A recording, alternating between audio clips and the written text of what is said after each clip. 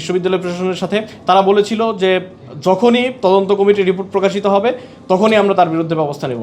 আজকে আমরা দেখলাম যে তারা এমন একটা স্ট্র্যাটেজি নিয়েছে যে তদন্ত কমিটির কোনো রিপোর্টই আর আসবে না এবং তাদের বিরুদ্ধে আর ব্যবস্থাও নিতে হবে না। তবে আমরা লক্ষ্য করেছি যে এই নীতিমালা প্রণয়নের ক্ষেত্রে বারবার সময়কে দীর্ঘায়িত করা হয়েছে। একই সাথে যেটা আমরা লক্ষ্য করছি সেটি হচ্ছে যে অনার্সে 2 বার রিঅ্যাডমিশন নেওয়া এবং মাস্টার্সে 1 বার রিঅ্যাডমিশন নেওয়ার সুযোগ রেখে অর্থাৎ এই 3 বছর অর্থাৎ রেগুলার যেই সময় অনার্স এবং মাস্টার্স শেষ করার 5 বছর এবং পাশাপাশি আরও 3 বছর এক্সটেন্ড করে একজন শিক্ষার্থীকে 8 বছর হলে থাকার সুযোগ করে দিতে যাচ্ছে এই প্রশাসন। আমরা মনে করি যে কৃত্রিম সংকট তৈরি করা হয়েছিল ফ্যাসিবাদী আমলে এবং কৃত্রিম সংকট তৈরি করার মধ্য দিয়ে যে ধরনের গণরুম এবং গেস্ট রুমের কালচার এই বিশ্ববিদ্যালয়ে তৈরি করা হয়েছিল ঠিক তেমনই আবার একই ষড়যন্ত্র বিশ্ববিদ্যালয়কে নিয়ে হচ্ছে।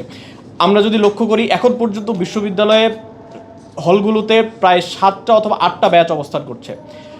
যদি নতুন করে আরও 3টা ব্যাচকে এক্সটেন্ড করা হয় অর্থাৎ আরও 3 বছর তাদেরকে দেওয়ার সুযোগ করে দেওয়া হয় তখন 8টা বা 10টা একই সাথে একটা ব্যাচ অবস্থান করবে, যেটা বিশ্ববিদ্যালয়ের বর্তমান যে অবকাঠামোগত অবস্থা এই অবস্থায় সেটা কখনোই সম্ভব নয়। ফলশ্রুতিতে যেটা হবে সিনিয়র যারা তাদের রেগুলার কার্যক্রম শেষ করে তার কর্মজীবনে চলে যাওয়ার কথা তারা হলে থেকে যাবে, কিন্তু যারা প্রথম বর্ষ এবং দ্বিতীয় বর্ষের শিক্ষার্থীরা আছেন যারা দূর দূরান্ত থেকে ক্যাম্পাসে আসেন তাদের আর্থসামাজিক যে অবস্থা সেই অবস্থার কথা চিন্তা না করেই তাদেরকে হলের যে বৈধ সিট সেই সিট থেকে বঞ্চিত করা হবে। আমরা মনে করি এই ধরনের যে নিয়ম নীতি সেটা কার্যকর করার যেই ষড়যন্ত্র চলছে সেটা যদি বিশ্ববিদ্যালয় প্রশাসন এখনই বন্ধ না করে তাহলে তারা নিজেরাই কৃত্রিমভাবে এমন একটি সংকট তৈরি করবে যেটার ফলাফল ভোগ করতে হবে প্রথম বর্ষ এবং দ্বিতীয় বর্ষের শিক্ষার্থীদের। আমরা মনে করি যে বিশ্ববিদ্যালয়ের রেগুলার শিক্ষা কার্যক্রম শেষ করার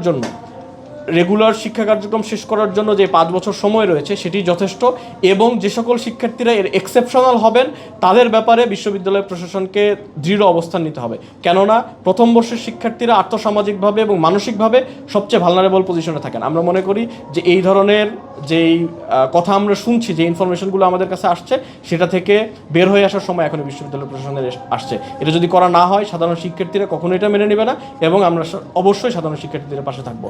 পাশাপাশি আমরা যে গুরুত্বপূর্ণ বিষয় নিয়ে কথা বলেছি সেটি হচ্ছে শাহবাগ থানায় ছাত্রদলের সন্ত্রাসীরা যে মব তৈরি করেছিল এবং এই মব তৈরি করার পেছনে যে মিথ্যা এবং বানোয়াট এক ধরনের প্লট তারা তৈরি করেছিল, এই 2টা বিষয় নিয়ে আমরা কথা বলেছি। বিশ্ববিদ্যালয় প্রশাসন 2টি আলাদা আলাদা তদন্ত কমিটি গঠন করে, কিন্তু দুঃখজনকভাবে হলেও সত্য আমরা প্রায় 1.5 মাস আগে এই রুমে মিটিং করে গেছি বিশ্ববিদ্যালয় প্রশাসনের সাথে। তারা বলেছিল যে যখনই তদন্ত কমিটির রিপোর্ট প্রকাশিত হবে তখনই আমরা তার বিরুদ্ধে ব্যবস্থা নেব। আজকে আমরা দেখলাম যে তারা এমন একটা স্ট্র্যাটেজি নিয়েছে যে তদন্ত কমিটির কোনো রিপোর্টই আর আসবে না এবং তাদের বিরুদ্ধে আর ব্যবস্থাও নিতে হবে না। যদি তদন্ত কমিটির রিপোর্ট না আসে, আমরা এই কালচার আগেও দেখেছি, তদন্ত কমিটি গঠিত হয় এটার কোনো রিপোর্ট আর আসে না।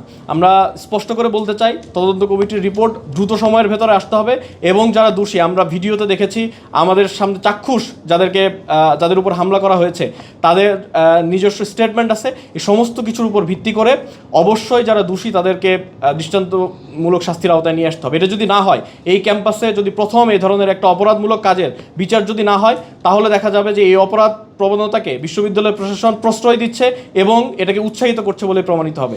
আমরা দৃঢ়ভাবে দাবি করতে চাই 2টা আলাদা তদন্ত কমিটির রিপোর্ট আলাদাভাবে আসতে হবে। প্রথমটা ছিল সাইবার স্পেশালিস্ট যারা তাদের যে মতামত সেই মতামতের উপর ভিত্তি করে এবং তাদের মাধ্যমে গঠিত একটি তদন্ত কমিটি যেটার রিপোর্ট দেওয়ার কথা ছিল যে আসলে এই ধরনের কোনো পোস্ট হয়েছিল কিনা, যেই পোস্টের অভিযোগের উপর ভিত্তি করে শাহবাগে এই ধরনের মব তৈরি করা হয় সেটার কোনো রিপোর্ট এখন পর্যন্ত আমরা আসেনি আমরা দেখতে পেয়েছি যে যেই হামলাটা হলো এই মিথ্যা বানোয়াট প্লটের উপর ভিত্তি করে সেইটারও কোনো ধরনের যেই তদন্ত সেই তদন্তের রিপোর্ট আমরা পেলাম না। অর্থাৎ আমরা মনে করি যে বিশ্ববিদ্যালয় প্রশাসন অপরাধী যারা এই অপরাধীদেরকে বাঁচিয়ে দেওয়ার জন্য এই ধরনের ষড়যন্ত্র তারা করছে। আমরা দাবি জানিয়ে এসেছি যে দ্রুত সময়ের ভেতরে এটা পাবলিশ করতে হবে, যদি করা না হয় তাহলে আমরা কঠোর কর্মসূচিতে যেতে বাধ্য হব।